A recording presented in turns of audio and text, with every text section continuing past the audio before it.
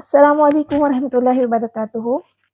آج ہم سورہ البقرہ کی اگلی آیت پڑھیں گے، آیت نمبر 187۔ یہ آیت جو ہے یہ بھی روزے کے بارے میں ہے۔ آیت پڑھتے ہیں، بسم اللہ الرحمن الرحیم۔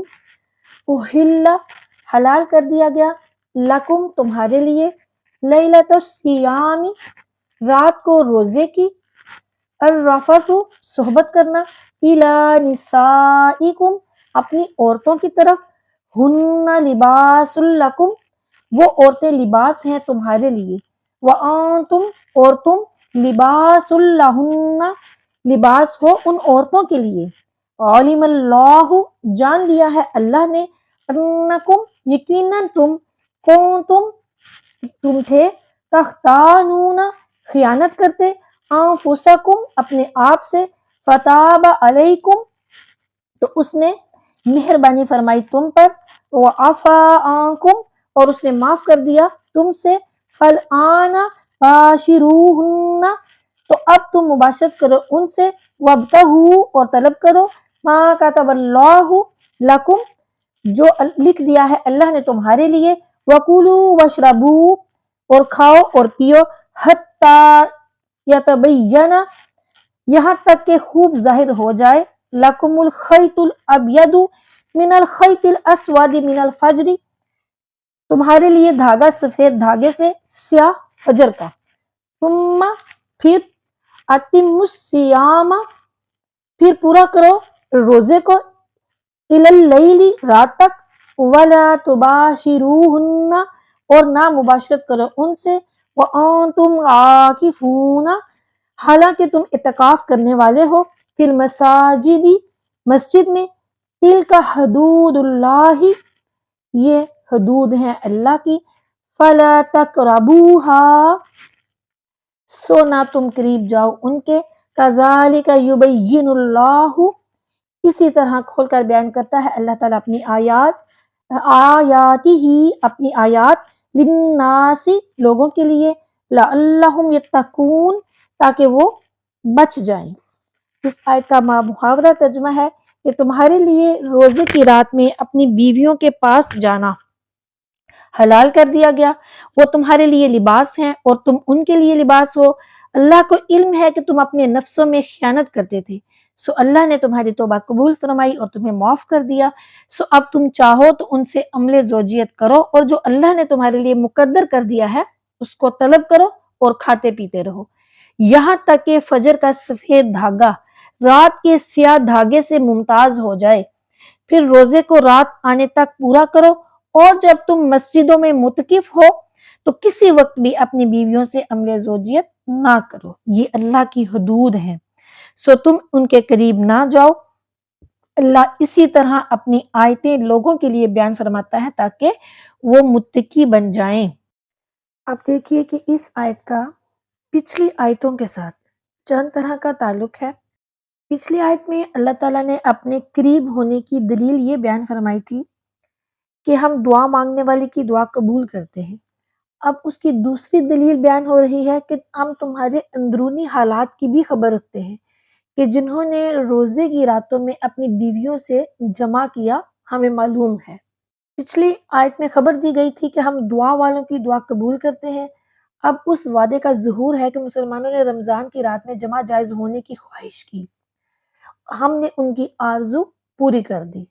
پھر پچھلی آیتوں میں فرمایا گیا تھا کہ تم پر روزے ویسے ہی فرض کیے گئے جیسے کہ پچھلی امتوں پر فرض تھے، اب فرمایا جا رہا ہے کہ ہاں اتنا فرق کیے دیتے ہیں کہ ان کے لیے روزے کی راتوں میں عورتوں سے جمع حرام تھا لیکن تمہارے لیے حلال کر دیا گیا، اور پہلی جو قومیں تھی ان پر رات کو کھانا پینا جو تھا وہ بھی منع تھا، لیکن اب امت مسلمہ کو رات کو کھانا پینے کی اجازت ہے۔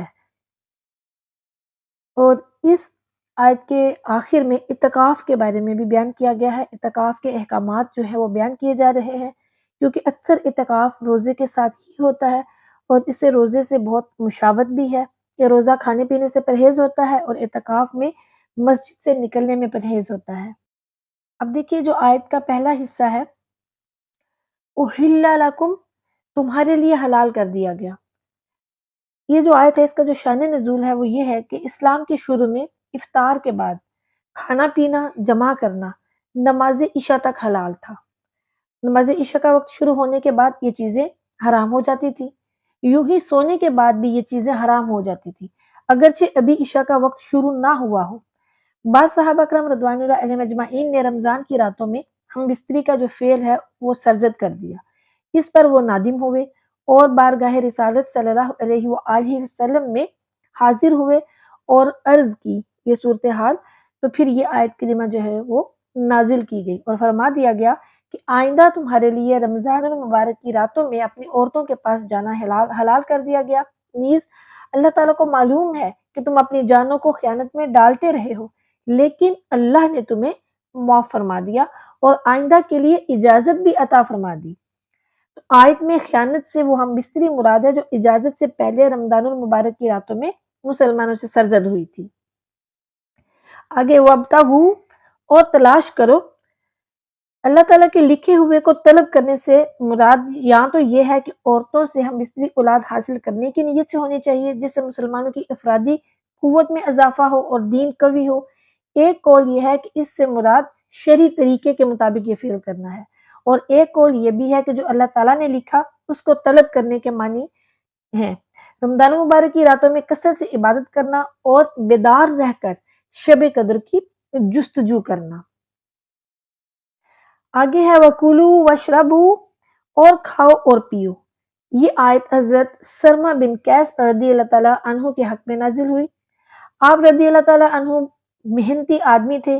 ایک دن روزے کی حالت میں دن بھر اپنی زمین میں کام کر کے شام کو گھر آئے، بیوی سے کھانا مانگا، وہ پکانے میں مصروف ہو گئی اور یہ تھکے ہوئے تھے اس لیے ان کی آنکھ لگ گئی۔ جب بیوی نے کھانا تیار کر کے انہیں بیدار کیا، انہوں نے کھانے سے انکار کر دیا کیونکہ اس زمانے میں سو جانے کے بعد روزے دار پر کھانا پینا ممنوع ہو جاتا تھا۔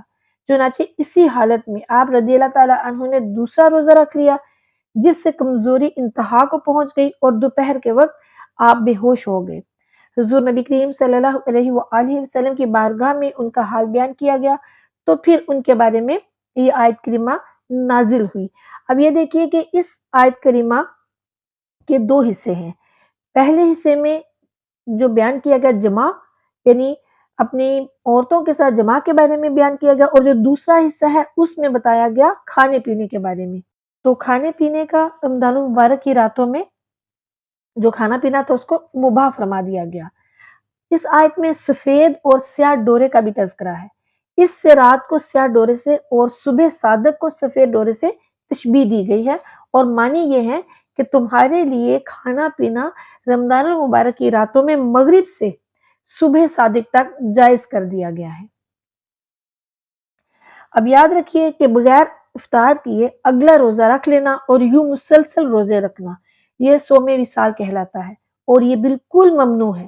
اس کی اجازت صرف اور صرف حضور سید عالم حضور نبی کریم صلی اللہ علیہ وآلہ وسلم کی ذات والا کو تھی، اور یہ آپ صلی اللہ علیہ وآلہ وسلم کی خصوصیات میں سے ہے۔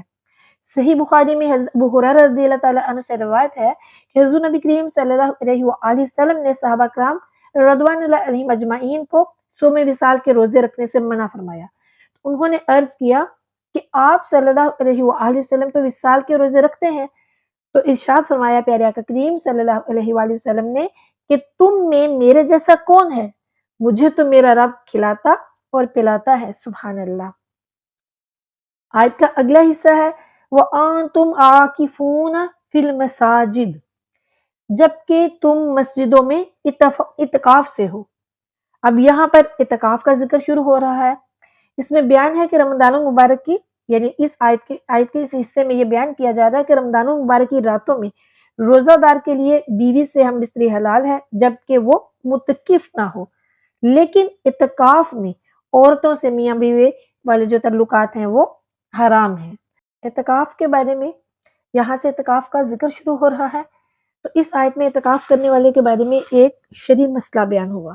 اسی مناسبت سے ہم یہاں اعتکاف کے بارے میں حضور نبی کریم صلی اللہ علیہ وآلہ وسلم کا عمل مبارک، اعتکاف کے فضائل اور اعتکاف سے متعلق مزید مسائل جو ہیں وہ پڑھیں گے۔ ام المومنین सैयदना आयशा सिद्दीक़ा रज़ी अल्लाह ताला अन्हा से मरवी है कि हुज़ूर नबी करीम सल्लल्लाहु अलैहि वसल्लम रमज़ान मुबारक के आखिरी अशरे का इतिकाफ फरमाया करते थे। यहाँ तक कि अल्लाह ताला ने आप सल्लल्लाहु अलैहि वसल्लम को अपनी तरफ बुला लिया और आप सल्लल्लाहु अलैहि वसल्लम के बाद आपकी अज़वाज मुतहहरात जो हैं वो भी इतिकाफ किया करती थी। हज़रत अबू सईद खुदरी रज़ी अल्लाह ताला अन्हु फरमाते हैं कि नबी करीम सल्लल्लाहु अलैहि वसल्लम ने रमज़ान मुबारक के पहले अशरे में इतिकाफ किया, फिर एक तुर्की खैमे में रमज़ान के दरमियानी अशरे में इतिकाफ किया, जिसके दरवाजे पर चटाई लगी हुई थी। आप सल्लल्लाहु अलैहि वसल्लम ने अपने हाथ मुबारक से वो चटाई हटाई और खैमे के एक कोने में कर दी। फिर खैमे से सर बाहर निकाला और लोगों से फरमाया, मैं इस रात यानी लैलतुल कद्र की तलाश में पहले अशरे का इतिकाफ करता था। फिर मैंने दरमियानी अशरे में इतिकाफ किया, फिर मेरे पास कोई फरिश्ता आया तो मेरी तरफ वही की गई कि ये आखिरी अशरे में है, तुम में से जिस शख्स को पसंद हो वो इतिकाफ करे। चुनाचे लोगों ने हुज़ूर नबी करीम सल्लल्लाहु अलैहि वसल्लम के साथ इतिकाफ किया। हज़रत अनस रज़ी अल्लाह ताला अन्हु फरमाते हैं कि नबी करीम सल्लल्लाहु अलैहि वसल्लम रमज़ान मुबारक के आखिरी अशरे में इतिकाफ करते थे। एक साल इतिकाफ ना कर सके, जब अगला साल आया तो हुज़ूर अनवर सल्लल्लाहु अलैहि वसल्लम ने 20 दिन इतिकाफ किया। सुभान अल्लाह। फिर एक और रवायत है इब्ने माजा की, हज़रत अब्दुल्ला बिन अब्बास रज़ी अल्लाह ताला अन्हुमा फरमाते हैं कि हुज़ूर नबी करीम सल्लल्लाहु अलैहि वसल्लम ने इतिकाफ करने वाले के बारे में फरमाया कि वो गुनाहों से बाज रहता है और नेकियों से उसे इस कदर सवाब मिलता है जैसे उसने तमाम नेकियां की। सुभान अल्लाह। एक और रवायत है हज़रत अब्दुल्ला बिन अब्बास रज़ी अल्लाह ताला अन्हुमा से कि हुज़ूर नबी करीम सल्लल्लाहु अलैहि वसल्लम ने इरशाद फरमाया, जिसने अल्लाह की रज़ा हासिल करने के लिए एक दिन का इतिकाफ किया तो अल्लाह ताला उसके और जहन्नुम के दरमियान 3 खंदकें हाइल कर देगा और हर खंदक मशरिक और मगरिब के माबैन फासले से भी ज्यादा दूर होगी। सुभान अल्लाह। फिर एक और रवायत है हज़रत अली अल-मुर्तज़ा करमुल्लाह वजहुल करीम से कि हुज़ूर नबी करीम सैयदुल मुरसलीन खातमुन नबिय्यीन सल्लल्लाहु अलैहि वसल्लम ने इरशाद फरमाया कि जिसने रमज़ानुल मुबारक में 10 दिन का इतिकाफ कर लिया तो ऐसा है जैसे 2 हज और 2 उम्रे किए। सुभान अल्लाह। इसी तरह एक और रवायत है हज़रत हसन बसरी रहमतुल्लाह ताला अलैह से कि इतिकाफ करने वाले को रोजाना 1 हज का सवाब मिलता है। सुभान अल्लाह। इतिकाफ करने की कितनी फजीलत है, हदीस में कितनी खूबसूरत तरीके से इतिकाफ की जो फजीलत है वो बयान की गई है। अल्लाह ताला हम सबको भी ये इबादत करने की तौफीक अता फरमाए। इतिकाफ जो है ये बहुत पुरानी इबादत है, ये गुज़श्ता पैगंबरों के दीन में भी जारी थी। अल्लाह ताला ने हज़रत इब्राहीम अलैहिस्सलाम को हुक्म दिया था सूरह अल बकरा में आयत नंबर 125 में, जिसका तर्जुमा है कि जिसमें अल्लाह ताला ने फरमाया, जिसका मफहूम है कि मेरे घर यानी काबा को तवाफ करने वालों और इतिकाफ करने वालों के लिए पाक साफ रखो। तो फिर इस आयत से मालूम हुआ कि दीन इब्राहीमी जो था उसमें इतिकाफ था। अब देखिए कि इतिकाफ की बहुत सी फजीलतें भी हैं, कुछ आपके साथ शेयर करूंगी। बाज दिनों में तर्क दुनिया बेहतरीन इबादत है, यानी दुनिया को तर्क करके कहीं दूर जाके बैठ जाना, तो ये इबादत है। बाज जो मजहब है उनमें इस्लाम ने इस तरह तर्क दुनिया कराया जिससे कि दुनियावी कारोबार भी बंद ना हो और जो लोग हैं वो तर्क दुनिया भी हो जाए। यानी माह रमदान में कुछ दिन घर भर छोड़कर बाल बच्चों से मुंह मोड़कर खाना खुदा में आकर बैठ जाएं और जलवत से निकलकर खिलवत के मजे लें। ये तर्क दुनिया जोगी और साधु बनने से बददर्जा बेहतर है। अब जो इतिकाफ करने वाला है वो इतिकाफ में जो दिल है वो मां सिवाय अल्लाह से खाली होकर अल्लाह की तरफ मुतवज्जा रखता है। ये इसकी बहुत बड़ी फजीलत है। इतिकाफ में लोगों से अलहदगी और रब से कुर्ब होता है, जिससे कि ये लोगों से और लोग उसके शर से महफूज रहते हैं। और इतिकाफ में नफ्स की आग जो है वो भी बुझ जाती है। इतिकाफ में इंसान दुनिया से मुंह मोड़ लेता है और यही सिद्क और इखलास का दरवाजा है। اور پھر اس میں اللہ سے انس اور اس پر توکل اور تھوڑے سے رزق پر رضا ہوتی ہے۔ پھر اس میں انسان تمام گناہوں سے محفوظ رہتا ہے، کیونکہ لوگوں سے میل جول کی حالت میں جھوٹ، غیبت وغیرہ بہت سے گناہ سرزد ہو جاتے ہیں۔ تو معتکف جو ہے وہ صرف نمازیوں سے ہی ملتا ہے، اللہ کی عبادت ہی کرتا ہے، اکیلا رہتا ہے، تو یہ سارے جو گناہ ہیں مختلف قسم کے ان سے محفوظ رہتا ہے۔ اور اعتکاف سے انسان اللہ کی رحمت خاص کے قابل ہو جاتا ہے۔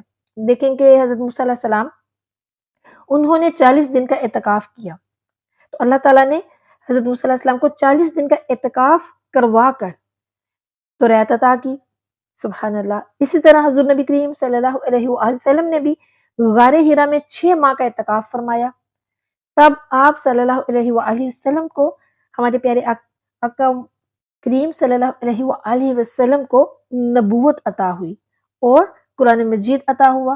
اگرچہ وہ موجودہ اعتکاف سے کچھ مختلف تھے، مگر ان میں دنیا سے علیحدگی تو تھی نا۔ صوفیہ کرام بھی خاص اعمال کے لیے چلے کیا کرتے ہیں، یہ بھی ایک قسم کا اعتکاف ہی ہوتا ہے، جس سے کہ انہیں قلب کی صفائی حاصل ہوتی ہے۔ اکیلے بیٹھتے ہیں، ظاہر انسان جب اکیلا بیٹھتا ہے پھر غور و فکر کرنے کا اسے موقع ملتا ہے۔ صوفیہ کرام فرماتے ہیں کہ 1 ساعت کی فکر 1 سال کے ذکر سے افضل ہے، یعنی ایک لمحہ گھڑی پل کو سوچنا، فکر کرنا 1 سال کے ذکر سے افضل ہے۔ انسان زمانے میں اپنے گناہوں اور رب کی رحمتوں کو یاد کر کے توبہ استغفار بھی کر لیتا ہے، اور اعتکاف ہی میں آئندہ زندگی کے لیے پروگرام بھی بنا لیتا ہے کہ میں نے اپنی اگلی زندگی کس طرح بہترین طریقے سے گزارنی ہے۔ اب یہاں پر کچھ مسائل بھی اعتکاف کے بارے میں شیئر کیے جائیں گے کہ اعتکاف پر کب بیٹھا جاتا ہے اور اس کی مدت کتنی ہے اور کہاں بیٹھنا چاہیے۔ 20ویں رمضان کی عصر سے عید کے چاند دیکھنے تک یہ اس مدت کا اعتکاف کرنا، یعنی جب 20واں روزہ ہو اس کی عصر کی نماز سے عید کے چاند دیکھنے تک اعتکاف کرنا، یہ سنت موقدہ علی الکفایہ ہے کہ اگر بستی میں سے کسی نے نہ کیا تو سب سنت چھوڑنے کے گنہگار ہوئے، اور اگر ایک نے بھی کر لیا تو سب بری ہو گئے۔ تو چاہیے کہ 20ویں رمضان کی عصر پڑے، جب مسجد میں آئے تو عید کا چاند دیکھ کر وہاں سے نکلے، اور جو مرد حضرات ہیں وہ مسجد میں ہی اعتکاف کریں گے، اور جو ضروریات انسانی ہیں ان کے علاوہ کسی کام کے لیے مسجد سے باہر نہیں نکل سکتے۔ اب یہاں پہ سمجھ لیجئے کہ مسجد کیا ہے جہاں پہ اس نے اعتکاف کرنا ہے۔ مسجد سے مراد داخل مسجد ہے جہاں نماز پڑھی جاتی ہے، یہ غسل خانے وغیرہ اور وضو کی جگہ وغیرہ یہ اس سے خارج ہے۔ تو بلا ضرورت جو معتکف ہے، یعنی جو اعتکاف والا ہے، وہ یہاں بھی نہیں آئے گا۔ پھر جو معتکف ہے اسے مسجد میں کھانا پینا، سونا، دنیاوی جائز کلام کرنا، یہ سب جائز ہے۔ اور جو مرد ہے وہ اعتکاف اس مسجد میں کریں گے جہاں پر 5 گانہ نماز ادا کی جاتی ہے، یعنی وہاں پر امام اور مؤذن مقرر ہوں۔ اور جو عورتیں ہیں ان کی وہ بھی مسجد میں اعتکاف کریں گی، لیکن ان کی مسجد ان کا گھر ہوگا، اور گھر میں ان کی مسجد وہ جگہ ہوگی جہاں پر کے نماز ادا کی جاتی ہے۔ تو وہ اپنی اس جگہ کو پاک صاف کر لیں اور اسی جگہ پر مسجد کا نیت کر کے تو وہیں پہ وہ اعتکاف کریں گی۔ عورتیں جو ہیں وہ گھر سے باہر جا کے، یعنی کہ جیسے مرد مسجد میں جاتے ہیں باہر، تو وہاں جا کے اعتکاف نہیں کر سکتی۔ اب دیکھیں یہ تو اعتکاف سنت ہے جو کہ رمضان المبارک میں کیا جاتا ہے، اور کم از کم یہ 9 دن یا 10 دن کا ہوتا ہے۔ اور ایک اعتکاف ہے اعتکاف فرض نظر کا، اس کی مدت کم از کم 1 دن اور رات ہے، اس میں بھی روزہ شرط ہے۔ مگر ایک اعتکاف ہے اعتکاف نفل، جسے کہ حکمی اعتکاف کہتے ہیں، اس کے لیے نہ تو کوئی مدت مقرر ہے نہ روزہ شرط ہے، کوئی اس میں کسی قسم کی کوئی بھی شرائط نہیں ہے۔ جب بھی مسجد میں آئے داہنے پاؤں سے اس میں داخل ہوا کوئی بھی مرد اور یہ کہہ لے کہ میں نے اعتکاف کی نیت کی، تو اس کا اعتکاف شروع ہو جائے گا۔ تو اس سے اسے فائدے حاصل ہوں گے کہ ایک تو مسجد میں رہے گا، اور اعتکاف کا جب تک مسجد میں رہے گا اعتکاف کا ثواب پائے گا، اور دوسرے مسجد میں کھانا پینا بھی جائز ہو جائے گا، اور تیسرے مسجد میں سو بھی سکے گا، اور چوتھے مسجد میں دنیاوی جائز بات بھی کر سکے گا۔ لیکن یہاں یہ سمجھ لیجئے کہ جو مرد ہیں وہ تو اس طرح اعتکاف کر سکتے ہیں کہ جیسے ہی وہ مسجد میں داخل ہوئے انہوں نے نیت کر لی، اور وہ جتنی دیر مسجد میں رہے ان کو، یعنی اعتکاف کی نیت کر لی، اور اتنی دیر وہ مسجد میں رہے تو اتنی دیر ان کو اس کا ثواب ملتا رہے گا۔ اور عورتوں کے لیے بھی یہ ہے کہ اگر نماز والی جگہ پہ جو انہوں نے اپنی مقرر کی ہوتی ہے اپنے گھر میں، جائے نماز والی جگہ، نماز والی، اگر وہ نماز جائے نماز پر کھڑے ہو کے نیت کر لیں، اور نماز جب پڑھنی شروع کریں اس سے پہلے نیت کر لیں کہ میں اعتکاف کی بھی نیت کرتی ہوں، اور وہ نماز ادا کرنے کے بعد 10 منٹ 15 منٹ جتنی دیر وہاں بیٹھی رہیں گی، خاموشی سے اللہ کا ذکر کرتی رہیں گی، تو وہ بھی اعتکاف کی ہی ہوگی، وہ نیت اعتکاف کی ہوگی تو ثواب بھی ان کو بھی اعتکاف کا ملے گا۔ اچھا، اب مزید آپ کے ساتھ شیئر کروں گی اعتکاف کے بارے میں۔ سب سے پہلے سمجھ لیں کہ اعتکاف جو ہے اس کے معنی بھی کیا ہیں۔ تو اعتکاف کا لغت میں معنی ہے ٹھہرنا، اور اصطلاح شرع میں اس کے معنی ہے مسجد میں رہنا، روزے سے رہنا، جماع کو بالکل ترک کر دینا، اور اللہ سے تقرب کی نیت کرنا، اور جب تک یہ معنی نہ پائے جائے تو شرعاً اعتکاف نہیں ہوگا۔ لیکن مسجد میں رہنے کی شرط صرف مردوں کے اعتبار سے ہے، عورتوں کے لیے یہ شرط نہیں ہے۔ ہر مسجد میں اعتکاف ہو سکتا ہے، لیکن جو بعض فقہا ہے انہوں نے جامع مسجد کی شرط لگائی ہے۔ اب یہ دیکھیے کہ اعتکاف کی 3 قسمیں ہیں۔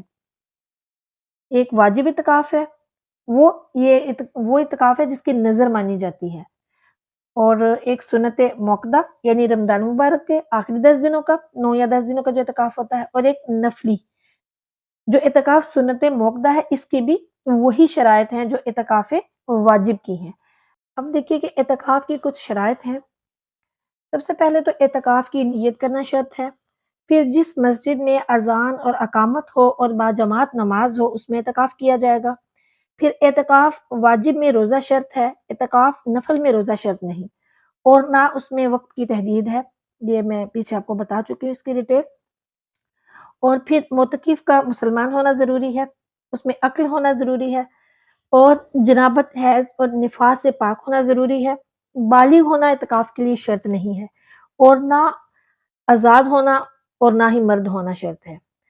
عورتیں گھر میں نماز کی جگہ کو اعتکاف کے لیے مخصوص کریں گی، یہ بھی میں آپ کو بتا چکی ہوں، اور وہیں پہ بیٹھیں گی۔ اعتکاف کے کچھ آداب بھی ہیں، وہ آپ کے ساتھ شیئر کروں گی۔ معتکف جو ہے یعنی جو اعتکاف میں بیٹھنے والا ہے، وہ اچھی بات کے سوا اور کوئی بات نہ کرے، رمضان المبارک کے 10 دن اعتکاف کرے، سب سے افضل مسجد میں اعتکاف کرے، مثلا مسجد حرام، مسجد نبوی اور جامع مسجد، قرآن اور احادیث کی تلاوت اور فقہ کی کتابیں پڑھنے میں مشغول رہے، حضور نبی کریم صلی اللہ علیہ وآلہ وسلم اور دیگر انبیاء کرام علیہ السلام کی سیرت اور حکایات صالحین کے پڑھنے میں مصروف رہے، اللہ عز و جل کا ذکر کرے، استغفار کرے، درود پاک پڑھے، زیادہ سے زیادہ پڑھے، زندگی کی جو قضا نمازیں ہیں وہ ادا کرے، اور اللہ کا قرب پانے کے لیے نوافل ادا کرے۔ جن باتوں میں گناہ نہ ہو ان باتوں کے کرنے میں بھی کوئی حرج نہیں، اور اعتکاف کرنے والا خود کو دنیا کے مشاغل سے الگ کر کے بالکل عبادت الہی کے سپرد کر دیتا ہے، اور اعتکاف کے ایام میں بندہ فرشتوں کے مشابہ ہو جاتا ہے جو اللہ کی بالکل معصیت نہیں کرتے، اللہ کے احکام پر عمل کرتے ہیں، اور دن رات اللہ کی تسبیح کرنے میں مشغول رہتے ہیں، نمازیں پڑھ کر مسجد میں چلے جاتے ہیں، لیکن معتکف اللہ کے گھر کو نہیں چھوڑتا اور وہیں پہ بیٹھا رہتا ہے، سو اس کے لیے اللہ کی عطا اور نوال جو ہے وہ زیادہ متوقع ہے۔ اچھا، کچھ ایسے مفسدات ہیں جن سے کہ اعتکاف ٹوٹ جاتا ہے، وہ کون سے ہیں؟ بلا عذر شہری مسجد سے نکلنے سے اعتکاف ٹوٹ جاتا ہے، بول و براز کے لیے جانا اور جمعہ پڑھنے کے لیے جانا عذر شرعی ہے، وضو کے لیے جانا بھی عذر شرعی ہے، کھانے پینے اور سونے کے لیے مسجد سے باہر جانا جائز نہیں ہے، جان اور مال کو بچانے کے لیے مسجد سے جانا جائز ہے، مریض کی عیادت کے لیے نہیں جا سکتے، نماز جنازہ پڑھنے کے لیے مسجد سے باہر گئے تو اعتکاف فاسد ہو جائے گا، مسجد سے سر باہر نکالنا تاکہ اس کے گھر والے اس کا سر دھو دیں تو یہ جائز ہے، ٹھنڈک حاصل کرنے یا صفائی حاصل کرنے کے لیے مسجد سے غسل کرنے کے لیے جانا جائز نہیں، البتہ غسل جنابت کے لیے جانا جائز ہے، اور یہ تمام کام ہیں جو کہ اعتکاف کے لیے ناجائز ہیں۔ اس کے علاوہ بے ہوش ہونے یا جنون سے بھی اعتکاف فاسد ہو جاتا ہے۔ اچھا، یہ ایک بات یہ بھی یاد رکھے کہ اعتکاف میں عبادت سمجھ کر خاموش رہنا یہ منع ہے، لیکن زبان کے گناہوں سے بچنے کے لیے اگر خاموش رہیں تو پھر یہ عظیم عبادت ہے۔ اللہ تعالیٰ سے دعا ہے کہ وہ ہمیں دین کے صحیح مسائل کو سیکھنے کی توفیق عطا فرمائے اور ان پر عمل کرنے کی توفیق عطا فرمائے، اپنا قرب عطا فرمائے، اپنی عبادات کرنے کی توفیق عطا فرمائے، اور علم دین سیکھ کر دوسروں تک پہنچانے کی اور اس پر عمل کرنے کی توفیق عطا فرمائے۔ آمین ثم آمین۔